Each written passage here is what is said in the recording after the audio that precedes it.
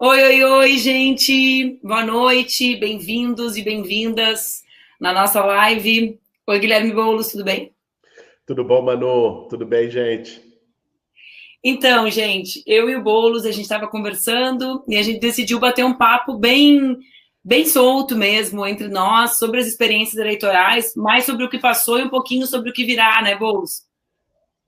Com certeza, Manu. Eu acho que, enfim, a campanha nesses últimos meses, a tua, eu não pude acompanhar tão de perto a tua como eu gostaria, você também a mesma coisa, porque estávamos envolvidos na campanha, né? Nesse segundo turno e tal, na reta final. Mas eu acho que elas tiveram uma coisa muito em comum. As nossas campanhas, a campanha da Marília lá em Recife, e outras campanhas nesse segundo turno que mobilizaram muita esperança, né? Mais do que um projeto de cidade, embora a gente apresentou projetos de cidade críticos, de combate à desigualdade, de dar voz para a periferia, mas a gente mobilizou uma coisa que eu senti isso muito aqui também, que foi muito além da eleição, que não terminou no domingo passado e que não terminaria independente de qual fosse o resultado, né? Que é um sentimento da juventude de olho É o sonho. brilhando, o sonho, o sonho. Fazer política com sonho, voltar a fazer política com sonho. Por isso eu achei muito legal quando você sugeriu da gente fazer esse bate-papo para pensar adiante, para conversar um pouco sobre o que foram essas experiências da campanha, sobre os sentimentos que a gente mobilizou, sobre as pessoas também que a gente mobilizou nesse processo e o quanto é importante que isso continue para as nossas cidades e para o país. Então, primeiro vocês estão vendo que o Boulos está bem, né? Vocês estão, porque as pessoas ficam preocupadas com a nossa saúde, né, Boulos? Eu brinco que aqui na minha casa o pessoal já sabe que a galera da cidade me manda livros, doces e flores. Então, agora eu cheguei, tinha um livro e um bolo me esperando. Eu queria, quando acabou e eu te escrevi na segunda, Guilherme, eu fiquei pensando assim, com quem eu gostaria de falar sobre o que eu vivi. E aí, por isso que eu te mandei a mensagem, te convidei para a live, porque eu pensei, olha, eu queria falar com alguém que está com a mesma sensação que eu, né? Que é uma sensação bonita, porque isso que tu fala, da gente ver as pessoas com orgulho, carregando a bandeira, né? Das pessoas chorarem de felicidade, né? As mulheres, os negros e as negras, os jovens, e de conseguirem compreender uma dimensão real do seu sonho, porque eu concordo contigo, tem muito essa questão da esperança, do sonho, do projeto, mas eu acho que a eleição municipal tem isso da pessoa olhar para alguém na rua e pensar, olha, se aqui tiver uma política diferente, essa criança vai viver com mais dignidade, ela é menos abstrata, menos difusa, né? Então, é muito sonho, mas é muito materializável o sonho. E eu acho que a juventude, essa geração que é um pouco mais nova que a gente, que o Boulos se faz muito mais novo que eu, mas ele é só uns meses mais novo que eu. Essa geração, Boulos, ela tem isso mais presente que a nossa tinha, sabe? A ideia de que quer mudar o mundo, mas que quer ver a mudança acontecer na sua cidade, assim, né? Uma conjugação maior enfim, nós dois temos uma origem muito parecida de militância, né? De uma militância que é internacionalista, que olha sempre para o mundo, que faz essa leitura. Mas eu sinto isso na geração que tem 18, 19, 20 anos agora. Eles querem mudar hoje, né? Alguma coisa que eles vejam que está mudando. Eu acho que as nossas campanhas tiveram a ver com isso também. Com certeza, Manu, com certeza. É claro, assim, quando a gente fala de eleição, a gente está falando de os sonhos e os ideais disputarem o poder. Isso é muito potente, né? Assim, a política faz sentido quando ela é uma forma de fazer fluir aquilo que a gente acredita, aquilo que a gente sonha. Só que, assim, o que eu percebi, me animei muito nessa campanha, é que além desse pragmatismo, e nós fomos para ganhar, as nossas campanhas foram campanhas que disputaram para valer o poder nas nossas cidades, o projeto de cidade. Bom, tivemos uma vitória importante com o Edmilson lá em Belém também, que eu acho que vai fazer um governo muito legal, uma referência de capital democrática e que foi uma frente, né? Foi uma frente do Desde o nosso início, né, campo, bom? desde o Diferente. início. Desde o início unitária, né? É bom para a gente levar isso em conta na vitória também. Claro, foi muito importante lá. E agora, assim, o que me animou, Manu, e num dado momento, eu falei, olha, ainda que que não seja dessa vez, que a gente não consiga ganhar essa eleição, a gente ganhou o projeto de uma geração. E acho que isso vale mais que tudo. Assim, a gente falava antes aqui da juventude, né, do quanto teve em comum nas nossas e em outras campanhas a mobilização dos jovens.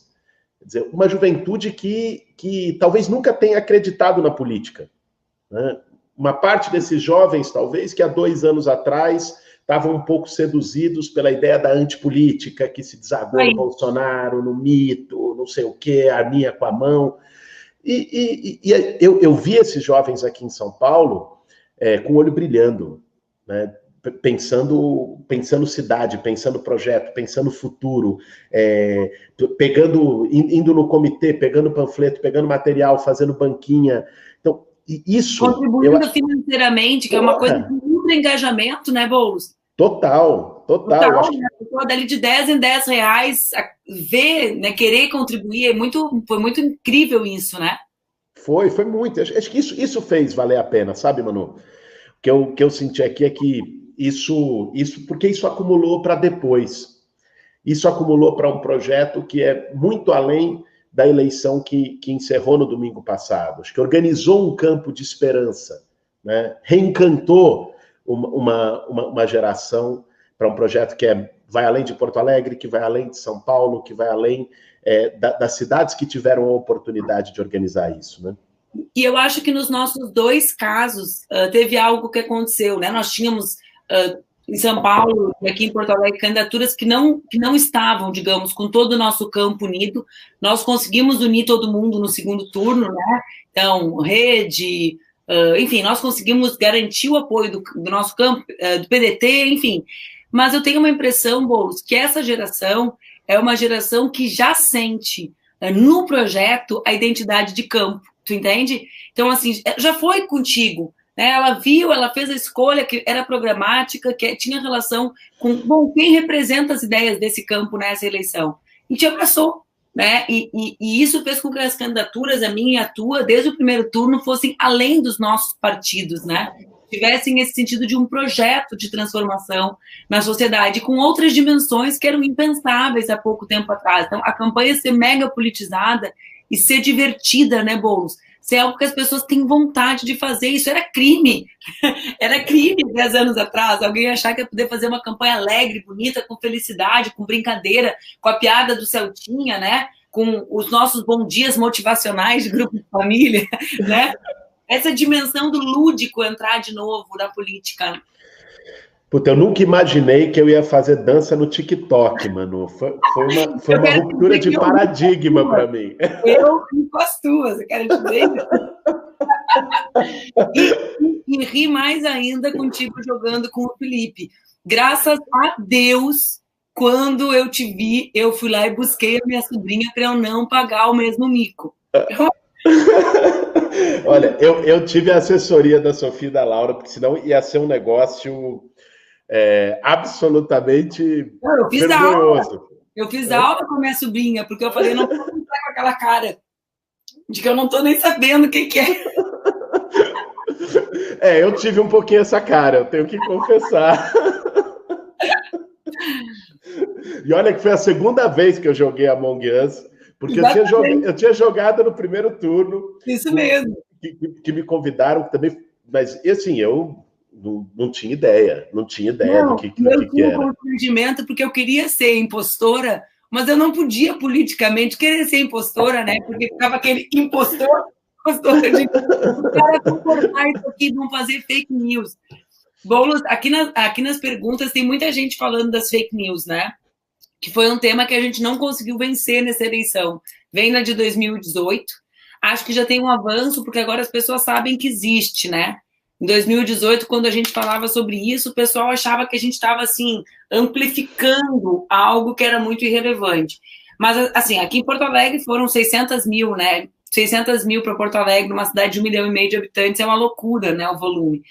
E eu vi que também tiveram várias contigo, né? Enfim, eu vi, teve até uma foto tua super antiga, parecia a capa de um CD. Eu e meu marido, a gente achou trigato, a gente falou, nossa, olha o Boulos aqui acho que foi, depois eu vi tu postando, foi o primeiro despejo que tu participou, né? Foi o despejo lá em São Bernardo. Parecia um CD do R.E.M., de uma banda dessas inglesas, assim, o cara... mas eu vi que também rolou muito aí em São Paulo, né? E é diferente, eu queria te ouvir um pouco sobre isso, porque as minhas, elas são sempre vinculadas à questão de gênero, não é sempre. Então, assim, é minha roupa, é meu cabelo, é tatuagem, é meu corpo, é meu casamento, enfim, é sempre muito vinculado à questão de ser mulher mesmo. E contigo, não. Tu é um dos poucos que sofre bastante com fake news e não é uma mulher, né? Pois é, e eu vi uma, Manu, antes de te falar um pouco das que pegaram a gente aqui nessa eleição, mas eu fiquei impressionado. Assim, na noite anterior da eleição, né, que saiu aquela pesquisa com você pau a pau, e os caras inventaram uma pesquisa do Datafolha, o cara postou, não é isso? Isso foi mais sério, porque isso saiu da Bandeirantes. Ou seja, é o que a gente fala, né? Não, nada acontece sozinho na sociedade, né, Boulos? Então, essa pesquisa falsa, que era uma pesquisa que pegou o número do registro do Ibope, criou um resultado que não tinha nenhuma outra pesquisa, quer dizer, não é uma confusão, e a Band publicou como se fosse uma pesquisa oficial. Então, essa notícia falsa, digamos assim, me lembrou o que acontecia na década passada em alguns países aqui na América Latina, em que eles produziam conteúdo falso na televisão. Né? Eu lembro que isso aconteceu bastante, acho que na Venezuela, na Bolívia, com o Evo, aconteceu bastante. Então, tu imagina, foi uma emissora que criou, que legitimou a notícia falsa. E aqui, como, cara, né, com a crise, muita gente deixou de ter internet, né, Boulos? Então, sabe o que eles fizeram? É engraçado, mas é triste. Eles fizeram as fake news circular nos caminhões de som. Então, tu não tem ideia, a minha cara, quando eu própria estou andando de carro e passo por um caminhão de som, dizendo que se eu for prefeita, vai ter carne de cachorro em Porto Alegre legalizada. Tu imagina? Os caminhões de som todos da cidade dizendo isso, né? Claro. E as coisas tradicionais, né? Que a gente ia derrubar as igrejas, que a gente ia transformar todos os banheiros em unissex. E eu queria te ouvir um pouco isso, porque eu acho que, claro, né, a gente tem vários debates para fazer sobre o próximo período, mas me parece que nós dois temos acordo com relação ao tema da unidade, com a unidade não ser de segundo turno, não ser só eleitoral, como tu disseste na entrevista da Folha, de que a gente conseguiu, digamos, capturar o sonho de uma geração de jovens e tentar transformar, mas parece que a gente não consegue avançar em como enfrentar o tema das fake news. Não só nós, enquanto candidatos, né, mas a justiça, enfim, como é que a gente vai lidar com isso, Boulos? Eu fico aflita com esse tema. Manu, aqui, assim, a gente ficou muito bem delimitado os dois, as duas linhas de fake news que a gente enfrentou na campanha. No primeiro turno, foi as fake news do Gabinete do Ódio, as fake news bolsonaristas, que bateram muito pesado no que é a minha trajetória no movimento social. Então, o Russomano levou para a televisão, assim, para as inserções dele na televisão, todo dia, me chamando de invasor, chegou a dizer que eu cobrava aluguel em ocupações do sem-teto. Tanto é que eu tive, no primeiro turno, mais tempo de TV, de direito de resposta que eu ganhei do Russomano, do que o meu tempo de TV, que era 17 segundos. Muito mais. Eu ganhei uns 5, 6 minutos de direito de resposta do Russomano na Justiça Eleitoral pelas mentiras que ele jogou. Ele tentou jogar no pior... um debate, né? Que foi um case ao vivo, né? Essa foi uma coisa incrível. Se no pior estilo Gabinete do Ódio, ele contratou um jornalista que foi um daqueles que foi preso pelo Supremo no inquérito da fake news, um tal de Eustáquio, que está preso de novo, foi preso de novo depois da eleição, porque violou a condicional para vir para São Paulo fazer esse trabalho com o Russomano. Então, eles inventaram que a minha campanha tinha empresas fantasmas e subiram uma hashtag no Twitter escrito Laranjal do Boulos. Era uma mentira deslavada. Tinha uma das produtoras de vídeo, que inclusive fez o vídeo do Celtinha, fez vários vídeos da campanha, de uma cineasta premiada, que já ganhou festival e tal, ela estava na junta comercial com o endereço desatualizado. Então, eles usaram isso para dizer que era uma empresa fantasma, que não existia, Ele jogou isso num debate, eu não sabia do que ele estava falando, ao mesmo tempo eles subiram no Twitter e no Gabinete do Ódio, fizeram. Os robôs botaram lá em cima e tal. Agora, não surtiu efeito. Não surtiu efeito. Eu tive o dobro de votos do Russomano no primeiro turno. Ele caiu, ele estava numa queda livre. Então, o bolsonarismo, a gente conseguiu derrotar no primeiro turno. E acho que esse foi um grande feito da eleição aqui em São Paulo. Agora, e aqui, mesmo que o meu adversário fosse ligado ao bolsonarismo, ele passou a eleição inteira dizendo que não era, né? O que já é uma vitória. Porque a pessoa tentar esconder o aliado já é uma prova da derrota na sociedade desse aliado, né? É isso, com certeza. Isso foi o que aconteceu no segundo turno aqui com o Dória. Dizer que o Dória foi o vitorioso da eleição de São Paulo é uma mentira. Porque o Bruno Covas, para ganhar a eleição, escondeu o Dória às 7 chaves. Né? Não falava do cara, não aparecia com o cara. Agora, no segundo turno, a gente pegou uma máquina mais pesada. A máquina dos tucanos. Embora ela não seja tão descarada de inventar essa fake news e sair gritando na rede como o bolsonarismo, ela faz na estrutura. Então, por exemplo, pegaram o secretário de Educação de São Paulo, o atual secretário, né, fez um esquema com creches conveniadas, tem mais de 300 mil alunos em creches conveniadas em São Paulo. Então, mandaram para os professores, para os pais de alunos, mensagens dizendo que eu ia acabar com os convênios e demitir e fechar as creches. Fizeram a mesma coisa aqui. Aqui foi pesado na reta final.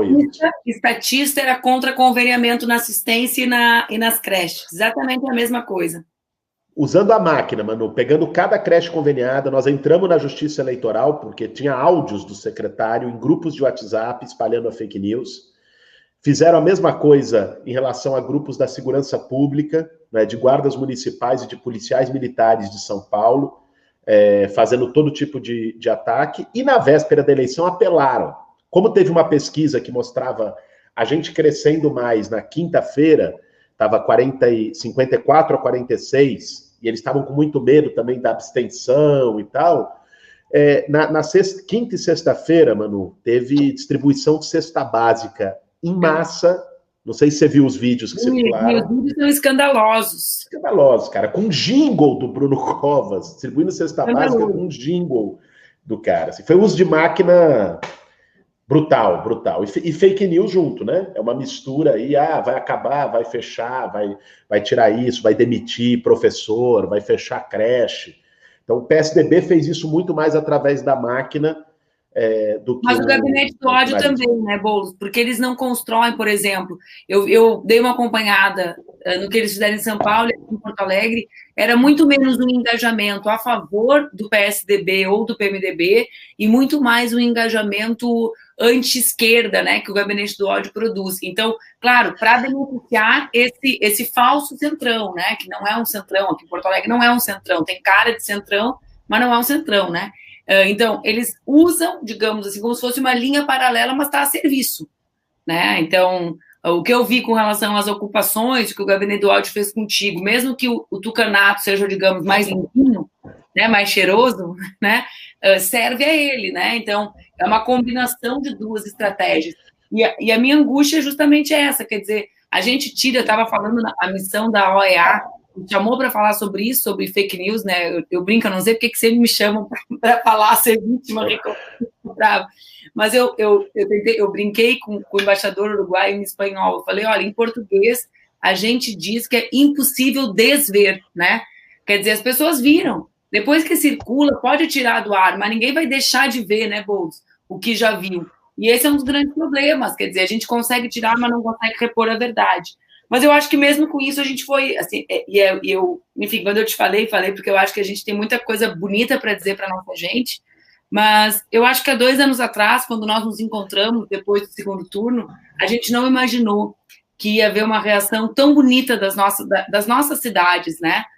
Das pessoas tão esperançosas depois de uma catástrofe como foi 2018 para o país, né? Isso não te impressionou muito?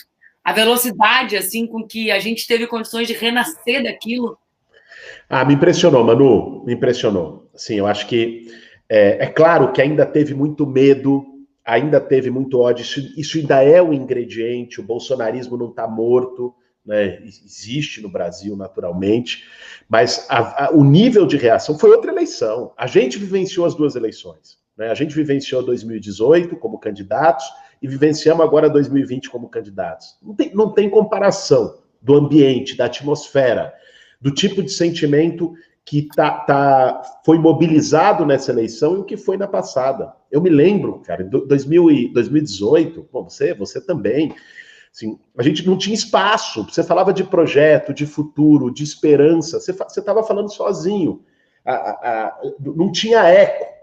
E agora, em 2020, assim, é um renascer. E é por isso que eu digo, tem uma tendência política, a gente não lê só pelo resultado da urna, na fotografia daquele momento.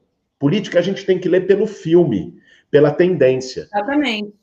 E o filme, acho que mostra um crescimento desse nosso campo. O filme mostra que o resultado da urna no domingo não foi um fim. O resultado da urna no domingo está muito mais para um recomeço do que a gente vai viver adiante. Bem, nós, em Porto Alegre, Boulos, nós não íamos para o segundo turno desde 2008.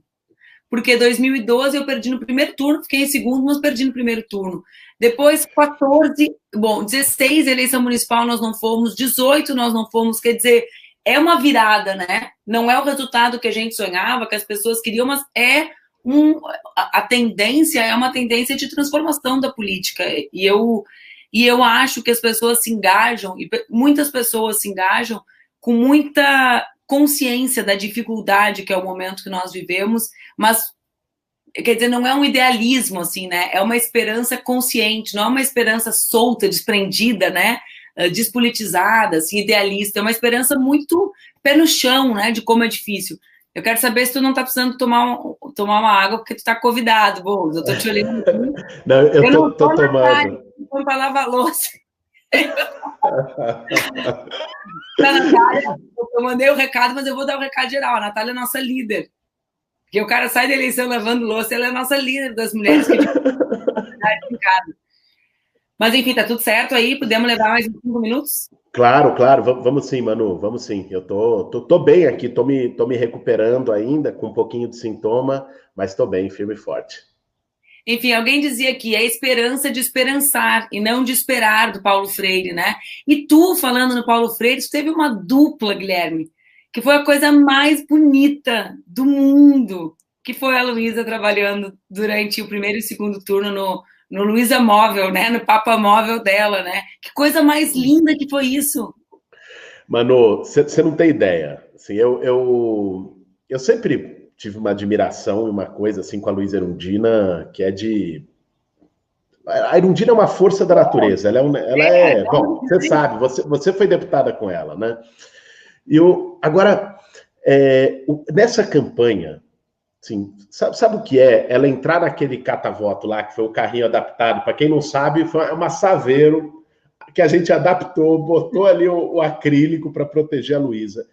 Ela, 3, 4 horas debaixo de sol, num calor, aquilo lá esquentava. Sentadinha.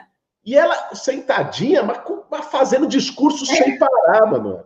Onde ela parava, onde ela passava. E ela falava do bairro e chamava o povo e não sei o quê. E o povo se juntava.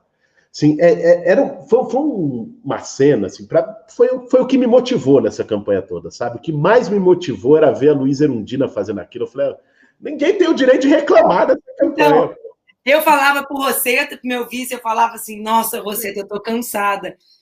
Aí eu olhava para ele e falava, eu tenho 39, imagina tu que tem 60. Aí eu olhava e falava, a Luísa Erundina tem 85. Era uma coisa assim, eu olhava para ela e pensava, que convicção sobre a necessidade de estar ali, né, Boulos? É isso, assim, sobre a necessidade de ter um papel, assim, a certeza de que o que a gente faz pode transformar o mundo, assim. É isso que motiva a Luísa. Quem conhece ela sabe, né? E o carinho. E eu soube, olha só, ela é um monstro mesmo. Ontem eu falando com alguém que queria saber como eu estava, as pessoas ligam, se preocupam muito conosco, né? São muito afetuosas.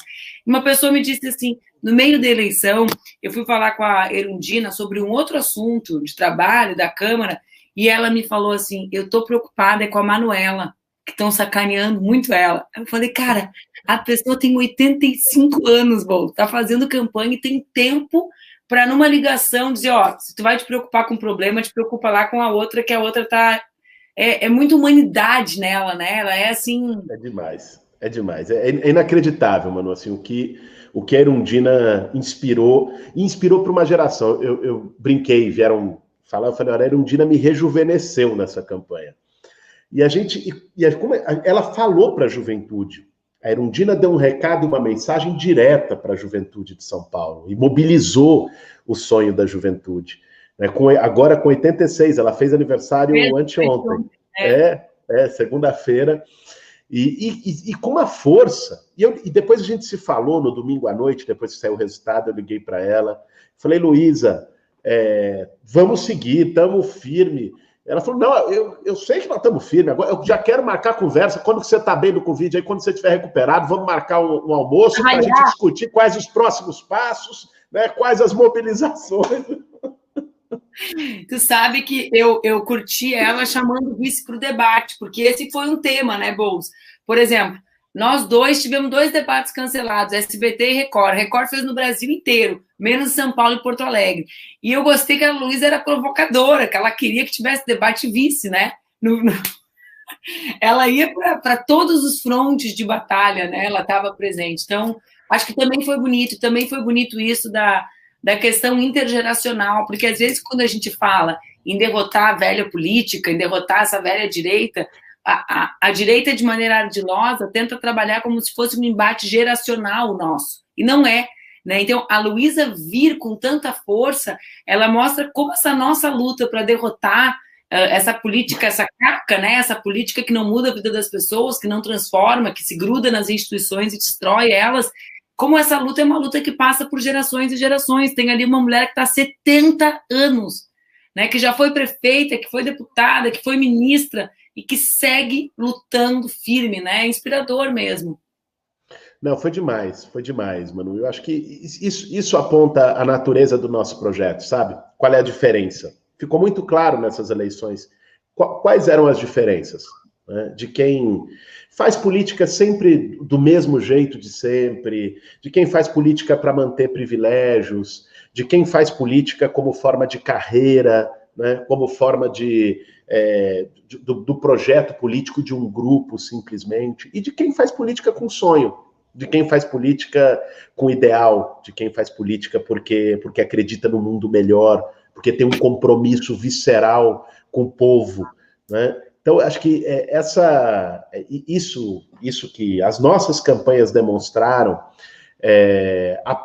isso não envelhece jamais. Né? Eu vi um vídeo muito bonito que a Jandira postou, né? Que ela fez. Eu vi hoje. E eu achei muito legal ela trazer também o Mujica, né? Fazendo aquela reflexão sobre as vitórias e as derrotas. Né? Eu acho que as nossas campanhas, eu tenho certeza que as nossas campanhas, do ponto de vista histórico, do ponto de vista simbólico, do ponto de vista da energia social que as campanhas mobilizaram, elas foram profundamente vitoriosas. Talvez tenha gente que não consiga ver isso hoje ainda, mas vão ver porque é uma tendência, vão ver porque o que está acontecendo, a história não acontece, os processos históricos não acontecem sempre nos ritmos que a gente quer, né? No tempo que a gente deseja, mas tem um processo em curso, tem muita coisa se movimentando, e essa campanha mostrou isso, e a juventude anunciou, né? As bancadas que o nosso campo político elegeu nas câmaras de vereadores, quer dizer, gente jovem, gente de periferia, meninos e meninas, porque muitos jovens, mais jovens que a gente, negros e negras, né? Então, tem uma transformação em curso. E eu, às vezes, assim, quando eu estou muito feliz, muito animada, eu penso que a força dessa transformação é tão grande que é por isso também que eles tentam se organizar todos para conter, porque a transformação que está vindo é muito potente, né? É muito representativa, ela é realmente transformadora das relações na nossa sociedade. Eu, pelo menos, sinto isso. Vai dar trabalho, a luta vai ser longa, mas tem sinais, assim, feixes de luz, né? Como são as bancadas que nós elegemos, como foram as nossas candidaturas, o abraço da juventude e das mulheres, dos negros, a periferia das nossas candidaturas, isso tudo me faz crer que logo ali tem um horizonte melhor para o nosso povo, para o nosso país. As pessoas, Boulos, agora fechou os nossos 30 minutos e tu tem que fazer, tu tá bem, tu tá ótimo, mas a gente tem que, né? Eu ainda tô sem voz, eu tô toda agulhada, Boulos. Eu tive um torcicolo de 10 dias no lado direito, eu dizia, bom, esse lado eu não uso muito mesmo. Eu fui pro debate assim, eu parecia o Robocop. E as pessoas pensavam assim, que cara de brabo. Eu digo, não, eu até tô furiosa, mas a cara é de dor. Deixa eu te dizer, as pessoas falam, eu quero terminar puxando isso contigo, porque eu acho que isso também tem a ver com quem a gente é, e a gente não se encontra porque a gente não respeita as regras sanitárias, né? A gente passou um ano todo sem se ver, sem juntar o nosso povo. Mas as pessoas sempre falam muito em candidatura, e eu acho que as pessoas têm que ficar mais tranquilas com isso, né? Eu estou vendo aqui nos comentários, 70% das pessoas que gostam da gente falam assim, em 2022, 2024, 2000 e sempre. Gente, a nossa luta não passa só por candidaturas, né? Essa é uma diferença também de quem nós somos e do que nós fazemos, né, Boulos? É uma luta de todo dia na sociedade, pode culminar em candidatura ou não, né? Acho que a gente mostrou nessa eleição que candidaturas são espaços importantes, mas eu acho que a nossa turma tem que botar energia nesse próximo período, claro, né? Tem que olhar para 2022, nós precisamos derrotar o Bolsonaro e o bolsonarismo, mas tem que olhar para o dia de hoje, né? Para como dar sequência para essa mobilização social que nós construímos nas cidades, nas nossas bases, nas nossas comunidades, né? Nos espaços em que a juventude se reúne, nas lutas. A gente agora vai ter tem esse drama do que vai ser a vacinação no mundo, não chegando no Brasil, Boulos. Né? Enfim, tu tem uma vida ligada a isso, até em função da tua família. A gente, além de não ter negociação da vacina, não tem insumos, né? Não tem seringa, pela desindustrialização do país. Então, eu acho que a gente tem que saber que a gente vai viver um momento muito difícil em 2021, talvez pior do que o que a gente viveu agora, com o possível fim da renda emergencial, que a gente vai estar na luta para que não acabe, né? Mas, enfim, e que a gente vai precisar estar do lado do povo. Até chegar em 2022, tem muita luta do lado do nosso povo, né, Boulos? Com certeza, Manu. Eu acho que aí tá a grande diferença, né?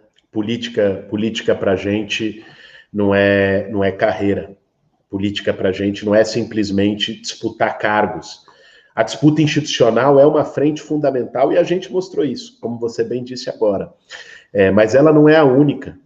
Aliás, a gente só conseguiu mostrar isso agora nessa disputa das eleições porque a gente traduziu um acúmulo de organização, de luta, de sentimento que vinha desde muito antes e que vai continuar após o fim das eleições.